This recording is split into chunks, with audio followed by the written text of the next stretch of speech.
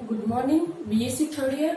आज हम स्टार्ट कर रहे हैं C2 साइकिल। हम C2 साइकिल या फोटो रेस्पिरेशन नया टॉपिक स्टार्ट कर रहे हैं। हमने C3 साइकिल पढ़ा, C4 साइकिल पढ़ा, कैम साइकिल पढ़ा, उनके मैकेनिज्म के बारे में पढ़ा, उनका पूरा साइकिल पढ़ा, कितने एटीपी बनते हैं, ये सब हमने कंप्लीटली पढ़ चुके हैं। आज हम स्टार्ट कर रहे हैं C2 cycle, photo respiration. Photo respiration इसी को बोलते हैं C2 साइकिल। ठीक है, इसी का नाम है C2 साइकिल। इसको और कहते हैं ग्लाइकोलिट साइकिल, भी इसी को कहा जाता है, ग्लाइकोलिट साइकिल। ठीक है, अब इसके बारे में बताते हैं। इस चक्र के बारे में सबसे पहले C2 साइकिल या फोटो रेस्पिरेशन के बारे में बताया था डेकर एंड टियो ने। साइंटिस्ट था डेकर एंड टियो ने बताया था सबसे पहले। डेकर एंड टियो ने सबसे पहले बताया था फोटोफॉस्फोराइलेशन, या इसको ये भी बोलते हैं, हिंदी में बोल सकते हैं प्रकाश श्वसन। प्रकाश श्वसन, ठीक है, फोटो रेस्पिरेशन, प्रकाश श्वसन, C2 cycle, glycolate cycle, all is one, सब एक ही है, इसी का नाम है। इसके बारे में सबसे पहले साइंटिस्ट ने बताया था। इसका सबसे ज्यादा इसकी स्टडी की थी, डेंस स्टडी की थी, डिटेल स्टडी की थी, डेकर एंड टियो ने की थी। ठीक है, और ये C3 पौधों में दिन में उच्च ऑक्सीजन तथा निम्न कार्बन डाइऑक्साइड उच्चतम ताप पर उच्चतम प्रकाश की उपस्थिति में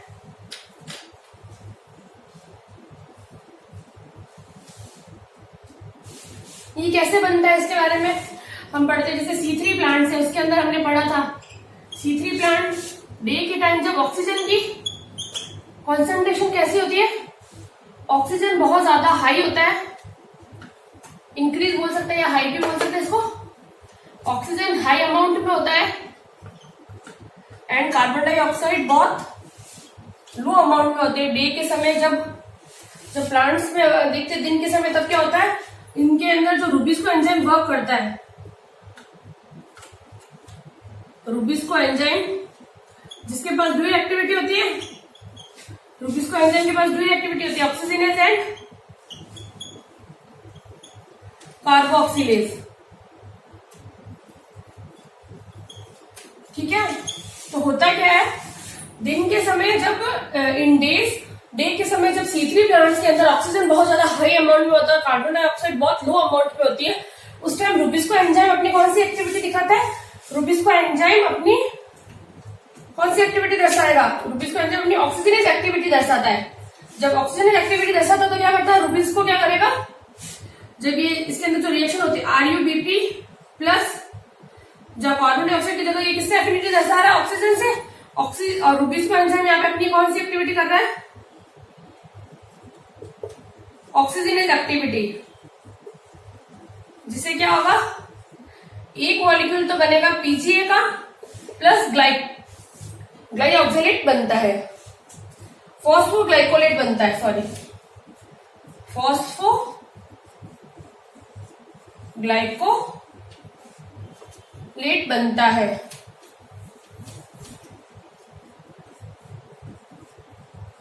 फॉस्फोग्लाइकोलेट,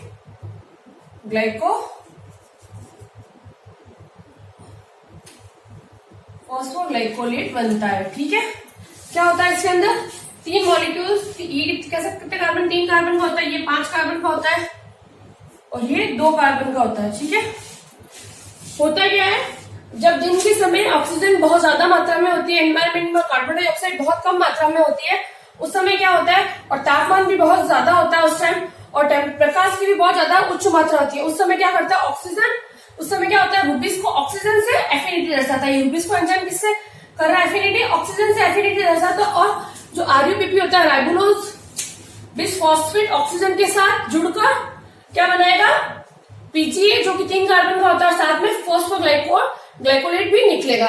ठीक है, तो ये ऑक्सीजन से बंधुता अधिक करता है, जिसके कारण रूबिस्को ऑक्सीजनेज एंजाइम की तरह कार्य करेगा, और जो कि ऑक्सीजनेज एंजाइम की तरह व्यवहार करने पर क्या करेगा, ऑक्सीजन से 5 कार्बन का जो RuBP है वो ऑक्सीजन के साथ जुड़कर ऑक्सीजन के साथ क्रिया करके उत्पाद के रूप में एक तो बनाएगा पीजीए 3 कार्बन का और 2 कार्बन का फॉस्फोग्लाइकोलेट। इस प्रक्रिया में क्या होता है, 2 कार्बन वाला ये क्या है, फॉस्फोग्लाइकोलेट को ग्लाइकोलेट भी बोल सकता है, 2 कार्बन वाला ग्लाइकोलेट बनता है। ठीक है, ये 2 कार्बन वाला ग्लाइकोलेट बनता है, इसीलिए इसको हम क्या बोलते हैं, C2 साइकिल, क्योंकि इसका उत्पाद के रूप में क्या बना है, 2 कार्बन वाला फॉस्फोग्लाइकोलेट या ग्लाइकोलेट बनता है। ठीक है, उत्पाद क्या बना है, 2 कार्बन का उत्पाद बना है 2 कार्बन का, इसीलिए इसको हम बोलते हैं C2 साइकिल या फोटोफॉस्फोराइलेशन।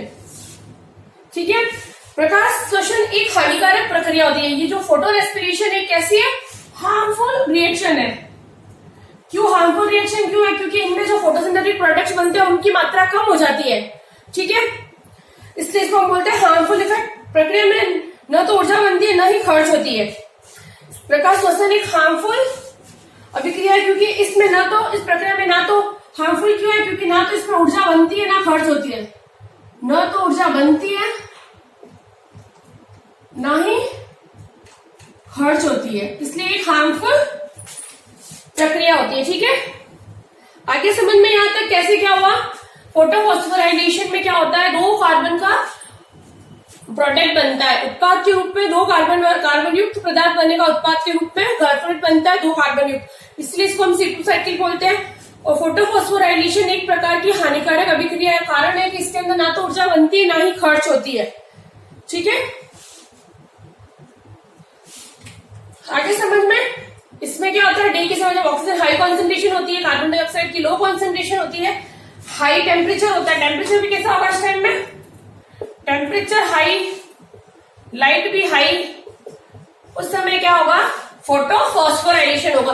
रूबिस्को एंजाइम ऑक्सीजन के साथ एफिनिटी दर्शाएगा और रूबिस्को एंजाइम ऑक्सीजनेज एक्टिविटी करता है, जिससे क्या होता है, जो आरयूपी 5 कार्बन युक्त आरयूपीपी है वो ऑक्सीजन के साथ रिएक्शन करता है और पीजीए का एक मॉलिक्यूल बनाता है, साथ में फॉस्फोग्लाइकोलेट बनाता है जो कि 2 कार्बन युक्त होता है। ठीक है, अब इसकी क्रियाविधि के बारे में पढ़ते हैं, C2 साइकिल की मैकेनिज्म।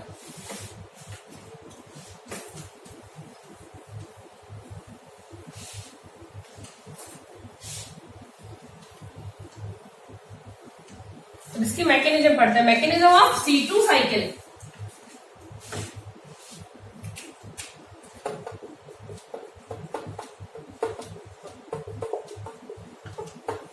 क्या मैकेनिज्म है इसकी, ये जो साइकिल होता है 3 कोशिकाओं में होता है, यह साइकिल 3 कोशिकाओं में होता है, सेल ऑर्गेनेल्स में होगा, 3 सेल ऑर्गेनेल्स में होता है।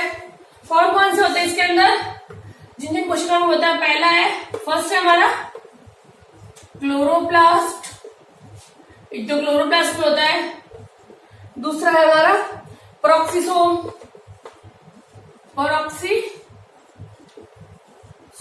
और तीसरा है हमारा माइटोकॉन्ड्रिया। ठीक है, क्लोरोप्लास्ट में होता है, ये 3 ऑर्गेनेल्स में होता है। 3 ऑर्गेनेल्स कौन कौन से, फर्स्ट है हमारा क्लोरोप्लास्ट, सेकंड पेरोक्सिसोम और तीसरा माइटोकॉन्ड्रिया। इन तीनों ऑर्गेनेल्स के अंदर हमें क्या मिलेगा, फोटोफॉस्फोराइलेशन के मैकेनिज्म अगर पढ़ते हैं तो लिख सकते हैं मैकेनिज्म। इसके मैकेनिज्म 3 सेल ऑर्गेनेल्स में होता है, क्लोरोप्लास्ट, पेरोक्सिसोम एंड माइटोकॉन्ड्रिया, तीनों में। ठीक है, क्या होता है सेल ऑर्गेनेल्स में, किसमें क्या होता है, यहाँ पे हम लिखते हैं सेल ऑर्गेनल, किसमें क्या रिएक्शन होती है और यहाँ पे क्या प्रोडक्ट बनता है। ठीक है, जैसे फर्स्ट सेल ऑर्गेनल हम बता रहे क्लोरोप्लास्ट है, क्लोरोप्लास्ट या हरित लवक, इसके अंदर क्या होता है, इसके अंदर 1 पीजीए का मॉलिक्यूल जो कि 3 कार्बन का बना हुआ होता है, और क्या बनता है 1 ग्लाइकोलेट जो कि 2 कार्बन का बनता है। सेकंड है हमारा पेरोक्सिसोम में क्या होता है, एक तो H2O2 प्लस 2 ग्लाइसिन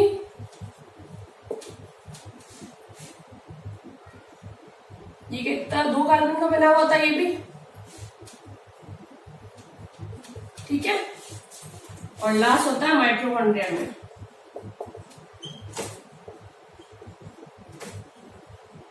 माइटोकॉन्ड्रिया के अंदर क्या होता है, carbon dioxide plus ammonia NH3 plus serine,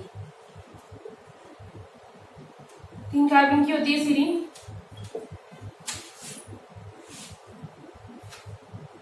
ये क्या बनाता है, ग्लिसरेट। ग्लिसरेट इन पेरोक्सिसोम,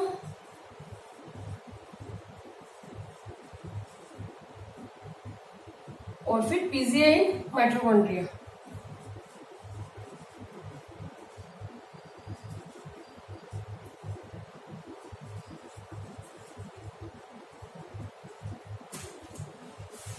होता क्या है, क्लोरोप्लास्ट के अंदर रिएक्शन क्या होती है, एक पीजीए का मॉलिक्यूल बनता है और एक ग्लाइकोलेट का मॉलिक्यूल बनता है। पीजीए 3 कार्बन का होता है, ग्लाइकोलेट 2 कार्बन का बनता है। दूसरे पेरोक्सिसन में रिएक्शन होती है H2O2 पेरोक्सिसन, H2O2 बनता है और 2 ग्लाइसिन के मॉलिक्यूल्स बनते हैं। और माइटोकॉन्ड्रिया में कार्बन डाइऑक्साइड, अमोनिया और सीरीन जो कि 3 कार्बन युक्त होता है, ठीक है। आए समझ में यहां तक। और ये सीरीन बनता है इसके अंदर, फिर ग्लिसरेट बनता है पेरोक्सिसोम में, पीजीए बनता है माइटोकॉन्ड्रिया में। ये तीनों मिलके क्या बनाएगा, ग्लिसरेट, और ग्लिसरेट बनाएगा पेरोक्सिसोम में, और पेरोक्सिसोम में जब ग्लिसरेट बनता है वो ग्लिसरेट आगे जाके माइटोकॉन्ड्रिया में पीजीए बनाता है, ठीक है।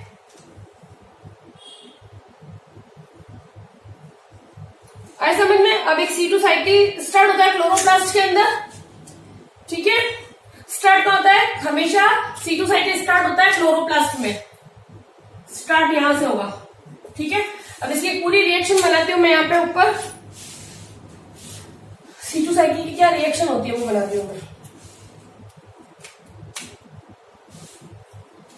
C2 साइकिल स्टार्ट का होता है क्लोरोप्लास्ट में, स्टार्ट होता है, स्टार्टिंग क्लोरोप्लास्ट, ठीक है। क्लोरोप्लास्ट में स्टार्ट होता है C2 साइकिल। इनमें क्या होता है, RuBP प्लस ऑक्सीजन से रिएक्शन कर रहा है, ऑक्सीजन। देन रुबिस्को एंजाइम की प्रेजेंस में क्या बना रहा है, PGA plus glycolate, glycolate 3 carbon का है, ये 2 कार्बन का है। और यहाँ पे रुबिस्को एंजाइम है, और रुबिस्को एंजाइम कौन सी एक्टिविटी कर रहा है, ऑक्सीजनेज, ठीक है। ये है फुल रिएक्शन C2 साइकिल की। RuBP ऑक्सीजन से रिएक्ट करता है रुबिस्को एंजाइम की प्रेजेंस में, रुबिस्को एंजाइम ये अपनी ऑक्सीजनेज एक्टिविटी करवाता है, पीजीए का मॉलिक्यूल बनता है और ग्लाइकोलेट बनता है प्रोडक्ट के फॉर्म में, ठीक है। आगे C2 साइकिल समझ में कोई प्रॉब्लम तो नहीं है। ये हो गया हमारा C2 साइकिल कंप्लीट। अब हम पढ़ेंगे फैक्टर अफेक्टेड फोटोसिंथेसिस, प्रकाश संश्लेषण को प्रभावित करने वाले कारक। इससे पहले हम पढ़ेंगे कुछ रूल्स पढ़ेंगे, उनके बारे में मैं लिख रही हूं। जब हम प्रकाश संश्लेषण को प्रभावित करने वाले कारक में कुछ रूल्स पढ़ेंगे, प्रभावित करने वाले कारक, ठीक है। इसके अंदर कौन कौन से क्या क्या पॉइंट्स हम कवर करेंगे। फर्स्ट हम रूल्स पढ़ेंगे, रूल पढ़ेंगे कौन से है। एक तो हम पढ़ेंगे Sachs cardinal point rule, Sachs कार्डियंट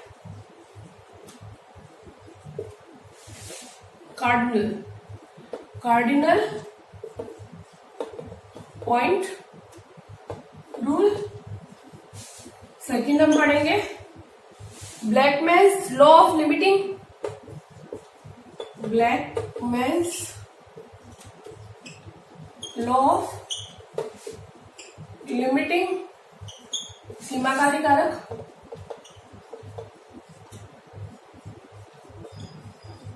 ठीक है, लॉ ऑफ लिमिटिंग फैक्टर्स। ठीक है, उसके बाद में हम फैक्टर्स के बारे में करेंगे। फैक्टर्स कौन कौन से पढ़ेंगे। इफेक्टिव फैक्टर एक तो होंगे एक्सटर्नल और एक होंगे इंटरनल। ठीक है, एक तो एक्सटर्नल फीचर्स पढ़ेंगे हम इसके अंदर फैक्टर्स अफेक्टिंग, पहले तो हम दो रूल्स को कंप्लीटली पढ़ेंगे। फर्स्ट रूल है हमारा कार्डियल पॉइंट, प्रधान बिंदु नियम, इसको बोलते हैं हिंदी में प्रधान बिंदु नियम। प्रधान बिंदु नियम पढ़ेंगे हम, और दूसरा हम पढ़ेंगे सीमाकारी कारक, ब्लैकमैन्स लॉ ऑफ लिमिटिंग फैक्टर्स को हम कंप्लीटली पढ़ेंगे। उसके बाद में हम फैक्टर्स में एक्सटर्नल फैक्टर को डिटेल्स से पढ़ेंगे, फिर इंटरनल फैक्टर्स को। एक्सटर्नल फैक्टर्स में पढ़ेंगे, लाइट को पढ़ेंगे हम। क्या क्या होता है एक्सटर्नल फैक्टर्स? क्या क्या हो सकते हैं? टेम्परेचर हो सकता है, लाइट हो सकता है, carbon dioxide, oxygen, water, minerals और इनहिबिटर्स। ये सब क्या है? External factors. और इंटरनल फैक्टर्स में पढ़ेंगे क्लोरोफिल। क्लोरोफिल क्या होता है? एक तरह से लिमिटिंग फैक्टर है क्लोरोफिल। दूसरा अमाउंट ऑफ स्टोर फूड,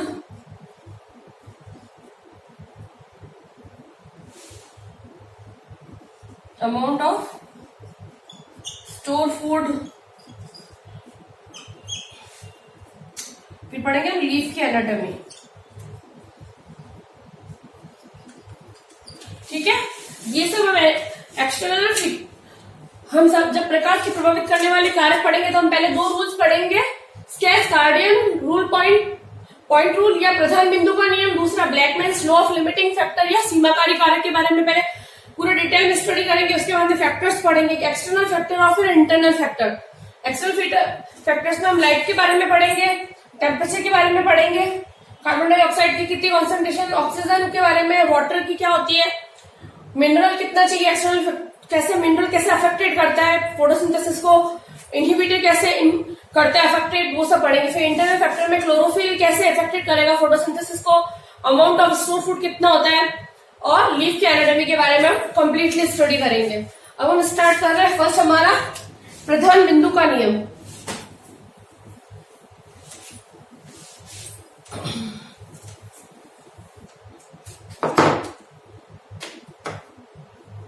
हम स्टार्ट कर रहे हैं फर्स्ट, इसका पूरा नाम हमने पढ़ा था प्रधान बिंदु नियम।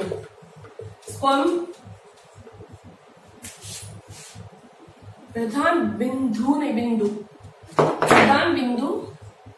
नियम को हम पढ़ेंगे। इसके अंदर कार्डिनल पॉइंट रूल। ठीक है, इसके अंदर हम पढ़ते हैं इस नियम के अनुसार जो फोटोसिंथेसिस होता है या अन्य जो भी फिजियोलॉजिकल रिएक्शन होती है उसको प्रभावित करने वाले कारकों को हमने प्रमुख मान होते हैं, जिन्हें हम प्रधान मान कहते हैं।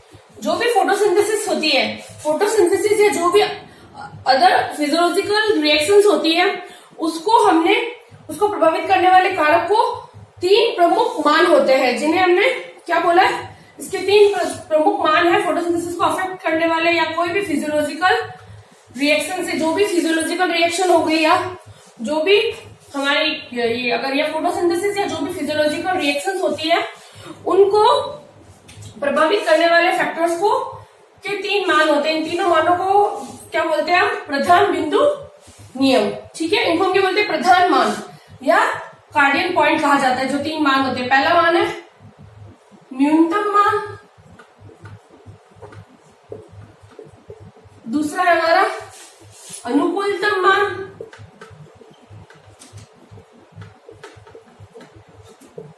और तीसरा है इसके अंदर अधिकतम मान। ये सब क्या है? प्रधान बिंदु या कार्डियल पॉइंट, कार्डिनल पॉइंट, तब बिंदु। ठीक है, इसके अंदर जो न्यूनतम मान होता है, जो न्यूनतम बिंदु पे होता है, इसको हम बोलते हैं मिनिमल कार्डियन पॉइंट भी कहा जाता है। इसको कहेंगे मिनिमल कार्डियन पॉइंट, कार्डिनल पॉइंट। ठीक है, इसको बोलेंगे optimum cardinal point, optimum cardinal point, और इसको बोलते हैं मैक्सिमम कार्डिनल पॉइंट। ठीक है, तो प्रधान बिंदु नियम क्या है? प्रधान बिंदु नियम के अनुसार, इस नियम के अनुसार हम ये कहते हैं कि जो प्रकाश संश्लेषण या जितने भी फिजियोलॉजिकल रिएक्शंस होती है प्लांट्स के अंदर, उनको हमने क्या किया है, उनको हमने प्रभावित करने वाले कारकों के प्रमुख 3 मान दिए हैं। इन मान को बोलते हैं प्रधान बिंदु या कार्डियन पॉइंट। पहला है मिनिमल कार्डियन पॉइंट, दूसरा है ऑप्टिमम कार्डियन पॉइंट और तीसरा है मैक्सिमम कार्डिनल पॉइंट। ठीक है, है समझ में? यहाँ तक कोई प्रॉब्लम तो नहीं है? ये सब क्या है? Cardinal points. इनको हम ऐसे भी लिख सकते हैं, कार्डिनल पॉइंट। न्यूनतम है मतलब बहुत कम मात्रा होती है, उसको न्यूनतम के अंदर आएगा। अनुकूल मतलब जितना हमको ऑप्टिमम टेम्परेचर चाहिए। और सबसे लास्ट है हमारा मैक्सिमम, यानी कि बहुत ज्यादा। ठीक है, अब हम पढ़ते हैं दूसरा, Blackman's law of limiting factor. First हो गया हमारा, सेकंड है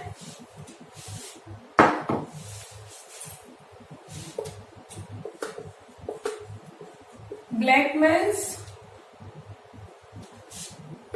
लिमिटिंग फैक्टर, सीमाकारी कारक। ठीक है, सेकंड रूल इसको पढ़ते हैं। इस रूल के अनुसार क्या होता है, इस नियम के अनुसार यदि कोई भी कार्य की क्रिया अनेक कारकों द्वारा प्रभावित होती है, जो उस समय उस क्रिया की दर और उस कारक पर निर्भर करती है जो सबसे कम मात्रा में उपस्थित होता है, उस कम मात्रा वाले कारक को हम बोलते हैं सीमाकारी कारक। मतलब सीमाकारी कारक क्या हुआ? सीमाकारी कारक मतलब कोई भी क्रिया हो, जो भी इस नियम के अनुसार कोई भी फिजियोलॉजिकल रिएक्शन है, मान लो कोई भी कार्य की क्रिया है, फिजियोलॉजिकल रिएक्शन को पूरा करने के लिए वो कारक जिसकी न्यूनतम मात्रा की आवश्यकता होती है कि भाई उसकी न्यूनतम मात्रा मान लो 0.1% हमें चाहिए, अगर वो मात्रा हुई तो वो रिएक्शन कंप्लीट हो जाएगी। अगर वो 0.1 मात्रा में नहीं मिली तो वो रिएक्शन कंप्लीट नहीं हो पाएगी। तो वो 0.1 क्या हो गया? उसका लिमिटिंग फैक्टर या सीमाकारी कारक। तो कार्य की क्रिया अनेक कारकों द्वारा प्रभावित होती है, कार्य की क्रिया अनेक कारकों के द्वारा प्रभावित होती है। ठीक है, बहुत अनेक कारकों के द्वारा प्रभावित होती है, लेकिन उस समय उस क्रिया, लेकिन जब क्रिया होती है, लेकिन क्रिया करते समय जो कारक न्यूनतम मात्रा में आवश्यक होता है, जिस कार्य की न्यूनतम मात्रा आवश्यक होती है, यहां से लिख सकते हैं, न्यूनतम मात्रा में उपस्थित जो कारक न्यूनतम मात्रा में आवश्यक होता है उसे हम क्या बोलेंगे? उस कारक, उस कम मात्रा वाले कारक को बोलते हैं हम सीमाकारी कारक। जैसे कोई रिएक्शन हो रही है, ठीक है, उस रिएक्शन में हमें जैसे फेरस की कंसंट्रेशन चाहिए 0.25%। अगर ये 0.25% है तो ये रिएक्शन कंप्लीट हो जाएगी। अगर ये 0.25% थोड़ा सा भी ऊपर नीचे हो गया, कम हो गया, इससे कम या ज्यादा हो गई इसकी मात्रा, न्यूनतम मात्रा इससे भी कम हो गई या न्यूनतम मात्रा ये नहीं मिली हमें, ये न्यूनतम मात्रा से हमें फेरस की, अगर ये न्यूनतम मात्रा नहीं मिली तो वो रिएक्शन नहीं हो पाएगी। तो उस रिएक्शन को कंप्लीट कराने के लिए उस कारक की न्यूनतम मात्रा को हम बोलते हैं सीमाकारी कारक। उस कारक को हम क्या बोलेंगे? सीमाकारी कारक। ठीक है, आए समझ में यहाँ तक सीमाकारी कारक के बारे में? कोई भी फिजियोलॉजिकल रिएक्शन होने में, जब वो फिजियोलॉजिकल रिएक्शन होती है तो उसमें कई सारे कारक प्रभावित करते हैं। उन कारकों में से उस समय क्रिया की दर को प्रभावित करने वाला वह कारक जिसकी न्यूनतम मात्रा की आवश्यकता होती है, सबसे कम मात्रा की आवश्यकता होती है। जब वो सबसे कम मात्रा मिल जाएगी तो वो रिएक्शन कंप्लीट हो जाएगी। अगर वो मात्रा कम, वो मात्रा नहीं मिल रही है तो वो रिएक्शन नहीं हो पाएगी। तो उसको हम क्या बोलेंगे? उस न्यूनतम मात्रा को हम क्या बोलेंगे? न्यूनतम मात्रा वाले कारक को हम बोलेंगे सीमाकारी कारक। यदि सीमाकारी कारक में वृद्धि कर दी जाती है तो क्या होगा? अगर कोई सीमाकारी कारक है उसमें हमने क्या किया? वृद्धि कर दी। अगर सीमाकारी कारक में वृद्धि करते हैं तो क्या होता है? प्रकाश संश्लेषण की जो दर होती है, फोटोसिंथेसिस की दर, वो भी बढ़ जाएगी, दर भी बढ़ जाती है। ठीक है, अगर सीमाकारक की मात्रा में हमने वृद्धि कर दी तो प्रकाश संश्लेषण की दर बढ़ जाएगी और प्रकाश संश्लेषण की क्रिया के लिए यदि प्रकाश उपयुक्त मात्रा में उपस्थित है लेकिन कार्बन डाइऑक्साइड अनुपस्थित है तो इस स्थिति में प्रकाश संश्लेषण कार्बन डाइऑक्साइड पर निर्भर करता है। अगर कोई रिएक्शन, जैसे हम बोल रहे हैं कि इसके लिए हम एग्जांपल दे सकते हैं कि जैसे फोटोसिंथेसिस हो रही है, उसके अंदर हमने बोला कि कार्बन डाइऑक्साइड की आवश्यकता होती है, कार्बन डाइऑक्साइड की जरूरत होती है। अगर यहाँ पे कार्बन डाइऑक्साइड की मात्रा, कार्बन डाइऑक्साइड एब्सेंट है, मान लो कार्बन डाइऑक्साइड एब्सेंट हो गया तो क्या होगा, फोटोसिंथेसिस नहीं हो पाएगी। तो यहाँ पे ये कार्बन डाइऑक्साइड क्या हो गया, एक तरह का सीमा कारक हो गया। फोटोसिंथेसिस रिएक्शन में कार्बन डाइऑक्साइड जरूरी होती है। अगर कभी रिएक्शन हो रही है फोटोसिंथेसिस और कार्बन डाइऑक्साइड अनुपस्थित है तो फोटोसिंथेसिस नहीं हो पाएगी। इसका मतलब उस रिएक्शन के लिए कार्बन डाइऑक्साइड क्या हो गया, सीमाकारी कारक।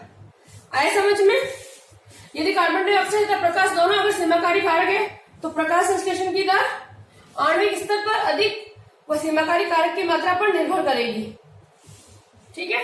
अगर क्या हुआ, फोटोसिंथेसिस की रिएक्शन के अंदर कार्बन डाइऑक्साइड है, जो प्रकाश है लाइट की, दोनों की, अगर दोनों ही अगर प्रकाश, लाइट और कार्बन डाइऑक्साइड दोनों ही कैसे सीमाकारी कारक है तो क्या होगा, सीमाकारी कारक होता है तब क्या होता है, ये पॉइंट है। अगर कार्बन डाइऑक्साइड और प्रकाश दोनों ही अगर सीमाकारी कारक होते हैं तो क्या होता है, प्रकाश संश्लेषण की दर आणविक स्तर पर अधिक हो जाती है। तब क्या होगा, जो फोटोसिंथेसिस है वो मॉलिक्यूलर लेवल पे बढ़ जाएगा। फोटोसिंथेसिस आणविक स्तर पर अधिक हो जाएगा।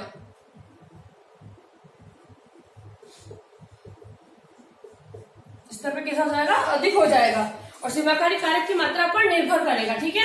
जब कार्बन डाइऑक्साइड और प्रकाश की मात्रा सीमाकारी कारक के रूप में होती है तो फोटोसिंथेसिस आणविक स्तर पर बढ़ जाता है। ठीक है।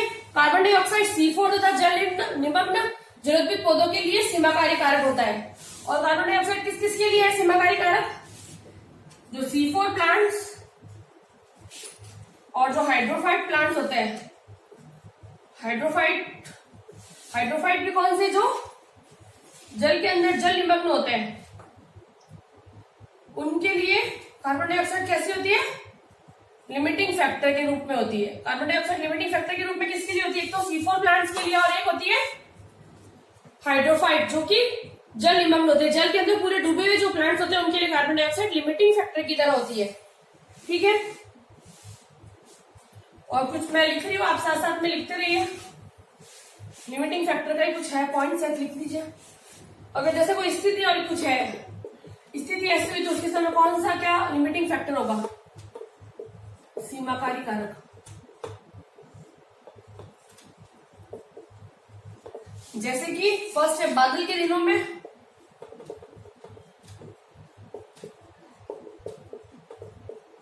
क्या होगा सीमाकारी कारक, प्रकाश सीमाकारी कारक हो गया। जैसे प्रकाश मिल गया तो रिएक्शन हो गई, इसके लिए प्रकाश एक तरह से सीमाकारी कारक हो गया। और क्लोरोसिस के समय हरिमहीनता, क्लोरोसिस या हरिमहीनता के समय क्लोरोफिल हो गया। क्लोरोफिल क्या हो गया, एक सीमाकारी कारक।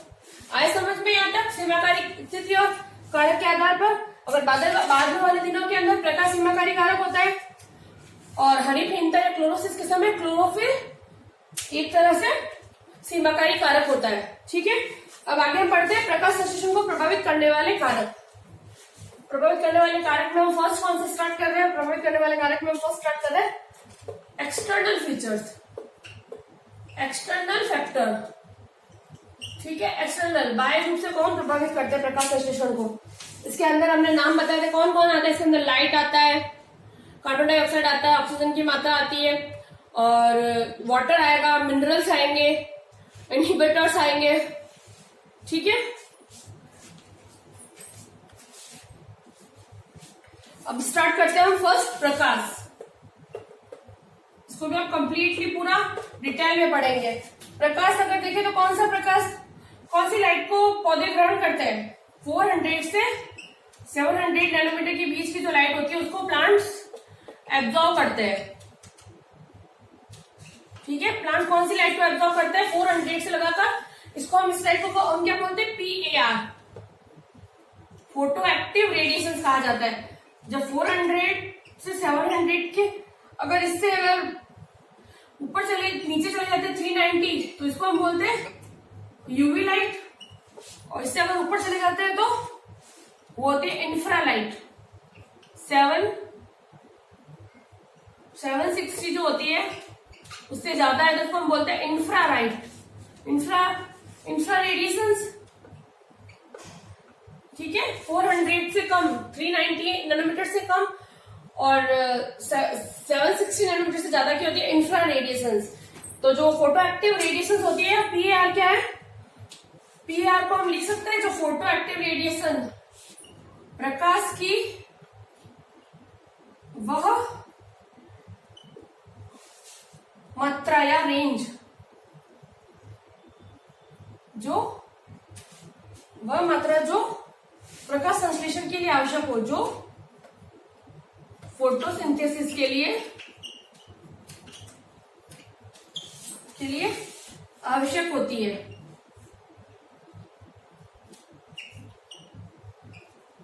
आवश्यक हो वह रेंज क्या कहलाती है? आवश्यक हो, और जिसकी मात्रा कितनी होती है? जिसकी रेंज है अपने 400 to 700। फोटो एक्टिव रेडिएशंस क्या होती है? प्रकाश की वह मात्रा, प्रकाश की वह मात्रा या वह रेंज जो फोटोसिंथेसिस के लिए जरूरी होती है। फोटोसिंथेसिस को कराने के लिए जितनी लाइट की जरूरत होती है और लाइट की वो इंटेंसिटी जो फोटोसिंथेसिस कराने के लिए यूज होती है, उसको हम बोलते हैं फोटो एक्टिव रेडिएशंस या प्रकाश सक्रिय विकिरण है। ठीक है, प्रकाश की वह रेंज जो फोटोसिंथेसिस के लिए आवश्यक होती है उसको हम बोलते हैं फोटो एक्टिव रेडिएशंस। वो कितनी होती है? 400 to 700 नैनोमीटर। और अगर इससे नीचे जाते हैं तो वो क्या होती है? वो होती है यूवी लाइट्स के अंदर आती है। वो यूवी लाइट्स होती है जो 390 नैनोमीटर से कम की होती है और 760 से ऊपर की होती है इंफ्रा रेडिएशन, जिसे प्लांट्स एब्जॉर्ब नहीं करते। तो पीएआर कौन सी होगी इसके अंदर? ये हो गई हमारी पीएआर, फोटो एक्टिव रेडिएशंस। ठीक है, आया समझ में? यहाँ तो कोई प्रॉब्लम? कल हम प्रकाश को और डिटेल से पढ़ेंगे। Thank you so much.